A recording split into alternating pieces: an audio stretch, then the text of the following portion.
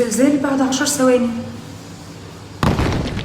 هو الموبايل يقدر ينبهك قبل ما يحصل زلزال؟ في دول زي اليابان والمكسيك وامريكا في اجهزه انذار مبكر للزلازل. اول ما اجهزه الاستشعار ترصد بدايه الزلزال، النظام بيحدد مكانه وقوته في ثواني ويبعت تنبيه للموبايلات قبل ما الهزه القويه توصل للمناطق البعيده. مده التحذير ممكن توصل ل5 أو 10 ثواني، ولو انت بعيد عن مركز الزلزال ممكن توصل لدقيقه كامله. في اليابان النظام ده كان معمول اساسا عشان يبطئ القطارات السريعه قبل وصول الهزه، وبعد نجاحه بقى بيحذر ملايين الناس. ومهم تعرف ان النظام دوت مش بيتنبأ بالزلازل، هو بس بيكتشفها اول ما بتبدأ وبعدها بيبعت التحذير للناس. طب السؤال بقى، ليه ناس وصلها التنبيه وناس لا؟ ده لان التنبيه مش بيتبعت لكل الناس بنفس الوقت. الجهاز بيحسب مكانك بالنسبه لمركز الزلزال، ولو متوقع عندك ان الهزه تبقى قويه بيبعت لك انذار. وكمان لازم موبايلك يكون بيدعم الخدمه والموقع والنت شغالين، وميزه تنبيهات الزلازل مفعله. ولو كنت قريب من مركز الزلزال ممكن الهزه توصلك قبل ما النظام يبعت لك التنبيه. انت بقى لو جالك اشعار قبل الزلزال ب10 ثواني،